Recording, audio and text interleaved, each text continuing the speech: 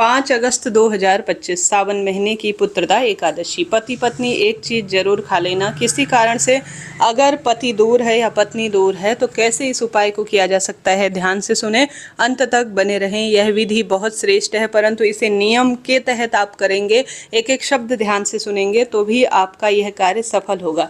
कैसे करें, ध्यान से सुने। मंगलवार 5 अगस्त को सावन पुत्रदा एकादशी है। कोशिश करें इस दिन आप व्रत उपवास करें। न कर पाए किसी कारण से तो कोई बात नहीं, सिर्फ आप उपाय भी कर सकते हैं, परंतु जितनी देर, जैसे सुबह आप मंदिर जाकर उपाय कर लेते हैं तो उतनी देर तो कम से कम व्रत कर ही लीजिए। वैसे भी एकादशी का व्रत फलाहार ही किया जाता है और अति उत्तम परिणाम देने वाला होता है। आज कई भक्तजन जो निसंतान हैं या जिनके पहले से संतान पुत्री रूप में है, वह पुत्र प्राप्ति के लिए इस कार्य को करते हैं तो लाभ तो उन्हें देखने को मिलता ही है। कैसे करें, कब करें, ध्यान से सुने, एक एक शब्द महत्वपूर्ण है, पूरा अंत तक बने रहें। बस सबसे पहले मन में प्रार्थना कर लीजिए कि हे महाप्रभु, हे महादेव, आपको इष्ट सर्वे सर्वा मानते हैं हम। इस सावन में मैं मेरे घर में बच्चे की किलकारी, पुत्र की किलकारी गुजे, बस यह प्रार्थना कर लीजिए और श्री शिवाय नमस्तुभ्यम लिख दीजिए। न जाने किस समय सरस्वती मुख पर वास कर रही हो और आपकी कामना सिद्ध हो जाए, तो इसके लिए यह कार्य आपको जरूर करना है। तो आपको उपाय करने के लिए एक सुंदर पूजा की थाली ले लेनी होगी। पूजा की थाली में 2 दीपक आपको रखने हैं। 2 दीपक के साथ साथ आपको ध्यान रखना है कि आप सभी को जब आपका व्रत होगा उस दिन किसी भी जो है पति पत्नी को संबंध नहीं बनाना है। साथ ही आपको इस बात का भी ध्यान रखना है कि आपको बेलपत्र नहीं तोड़नी है। एकादशी के दिन साबुन शैम्पू जो है लगाकर बाल नहीं धोए जाते, सिर्फ सादा आप बाल धो सकते हैं, कोई दोष नहीं है।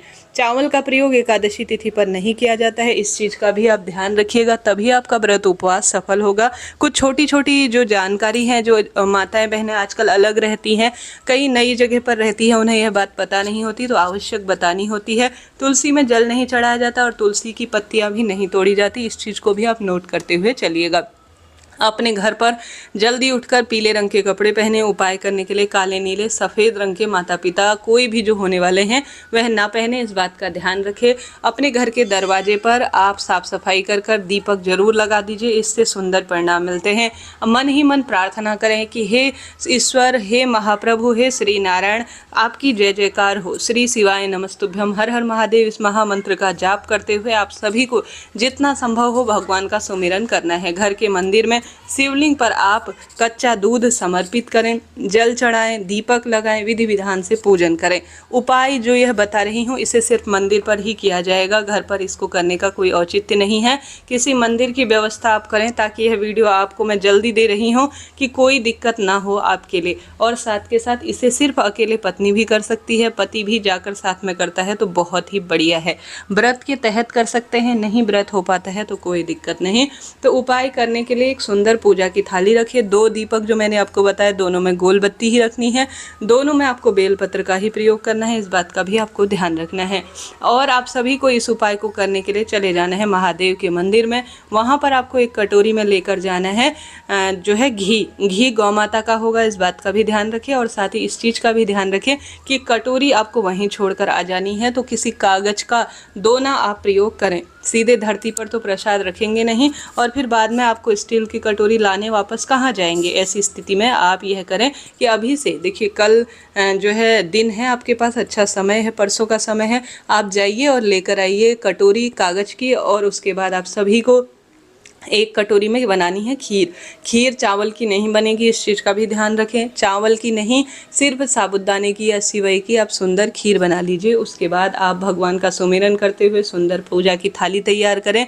स्नान इत्यादि से निवृत्त होकर घर पर जो श्री नारायण की मूर्ति प्रतिमा है उसकी पूजा करें। एकादशी व्रत की कथा सुन लीजिए अच्छी तरह से। तुलसी माता में दीपक लगा लीजिए, घर की रसोई में दीपदान कर लीजिए। विधि विधान से पति पत्नी में से दोनों एक जना चले जाएं महादेव के मंदिर में। पूरे दिन भर में रात्रि तक उपाय किया जा सकता है, कोई दिक्कत नहीं है, परंतु कोशिश करें सुबह सुबह कर लेते हैं तो बहुत ही बढ़िया है, क्योंकि एकादशी तिथि करीब 2-2:30 बजे तक ही है, मुझे जहाँ तक ध्यान आ रहा है।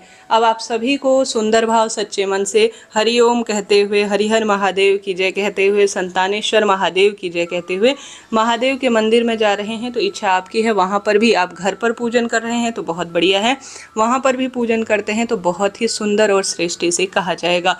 आप सभी को वहाँ जाकर भगवान का चिंतन मनन करना है और दक्षिण दिशा की ओर नहीं बैठना है, पूर्व या उत्तर दिशा की ओर ही बैठना है। इस बात का भी आप ध्यान रखें। कहीं आप गलती कर दें और आप दक्षिण दिशा की ओर मुख कर दें तो यह दोष उत्पन्न करेगा। चीज़ों को नोट करते हुए चलिएगा। तो घर पर तो शिवलिंग है तो उनका पूजन करें, महादेव के मंदिर में है तो वहाँ पर भी पूजन कर लीजिए। दीपक सबसे पहले एक आप जला दीजिए। देखिए, जलाभिषेक आप करने के बाद हमेशा दीप दान करा करें, इसका सुंदर परिणाम देखा गया है, क्योंकि दीप देवता हमारी पूजा पाठ के साक्षी हैं। उसके बाद जो 2 बेलपत्र मैंने आपसे कहा था, 2 तो आपकी इच्छा है, इससे ज़्यादा आप चढ़ा सकते हैं, कम से कम 2 बेलपत्र होनी चाहिए। किसी कारण से बेलपत्र नहीं मिल पाई है और भक्तों द्वारा चढ़ाई गई है तो उसे प्रयोग में ले लीजिए, परंतु आपको धोना जरूर है उसे। इस बात का ध्यान रखिए। कई भक्तजन कहीं कोई उपाय कर गए हो और आप उसी को खा लें तो यह अशुद्ध माना जाएगा। तो आप सभी देखिए, बातें छोटी छोटी सी है, नियम से हैं। आप कह रहे होंगे आप काफ़ी देर लगा रही हैं, परंतु आजकल देखिए जो नव युवक युवती चैनल से जुड़े हैं उन्हें इस बात का ज्ञान नहीं होता है। तो आप जो बेलपत्र लेंगे उसे धो लीजिएगा, और आजकल वैसे जो बेलपत्र तोड़ कर लाएंगे तो वह धुली हुई होगी। तो पंचामृत जल चढ़ाने के बाद दीपक लगा लीजिए और शिवलिंग पर सुंदर भाव सच्चे मन से बेलपत्र इत्यादि आप समर्पित कर दीजिए। कहीं भी शिवलिंग पर चढ़ा सकते हैं। उसके बाद आप सभी को सुंदर भाव सच्चे मन से जो है महादेव की पूर्ण पूजा परिक्रमा कर लेनी है। और उसके बाद जो खीर है और गौ माता का शुद्ध घी है जो कटोरी में आपने रखा है, उसे आप महादेव को भोग लगा दीजिए। संपूर्ण पूजा नियम हो जाने के बाद देखिए, प्रार्थनाओं में बहुत शक्ति होती है। जैसा आप सोचते हैं, जैसा ब्रह्मांड से कल्पना करते हैं, जैसी प्रार्थना करते हैं वही आपको मिलता है।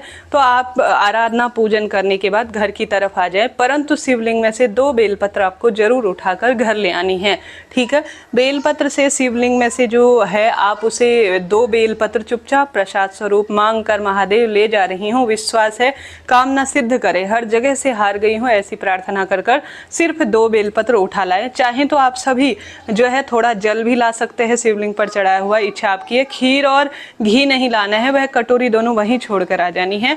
उसके बाद जो शिव मंदिर की चौखट है अर्थात दरवाजा है, उसके दाहिने हाथ की तरफ जो बेलपत्र है, पहले दीपक लगा लीजिए दूसरा वाला गोलबत्ती का घी का। उसके बाद जो दूसरा बेलपत्र है उसे चबा चबा कर आपको वहां बैठकर खा लेना है। दूसरा वहीं पर अगर आपके पति खा लेते हैं तो बहुत बढ़िया है, आपके साथ गए हैं, नहीं तो घर आने पर उन्हें खिला दीजिए। जब आप खाएंगे आप कहेंगे मुझे संतान हो, मुझे संतान प्राप्ति हो, महादेव माँ गौरी, ऐसी प्रार्थना करते हुए आप खाएं। पूरा आपसे नहीं खाया जाता, थोड़ा बहुत ही सही खा लीजिएगा। पति दूर हैं, ऑफिस गए हैं, फौज में हैं, कहीं और जगह गए हुए हैं, तो ऐसी स्थिति में आप यह करें कि उस बेलपत्र को अपने पास छुपाकर सुखाकर रख दीजिए किसी दिव्य स्थान पर। चुपचाप छुपाकर, महिलाएं कई चीज़ें छुपाती हैं, ये तो छोटी सी चीज़ है। और इस उपाय को करेंगे तो किसी को बताना मत, मेरा तो यही अनुरोध है। दुनिया है देखिए आपकी शक्ति भक्ति को डगमगाने का कार्य करेगी, कहेगी इससे कुछ नहीं होता, कुछ भी नहीं रखा है, परंतु जिस पर महादेव की कृपा होती है कई वर्षों बाद भी चमत्कार देखने को मिलता है। आप स्वयं जानते होंगे इन चीज़ों को। तो आप सभी पूर्ण रूप से ध्यान करिएगा, समझिएगा, सोचिएगा, नोट करते हुए चलिएगा। विश्वास करें, ढिढोरा पीट कर काम नहीं, चुपचाप मन में सोच कर समझ कर ही कार्य कीजिएगा। निश्चित रूप से कामना सिद्ध होगी और आपको श्रेष्ठ गुणों की प्राप्ति होगी, उत्तम संतान की प्राप्ति होगी।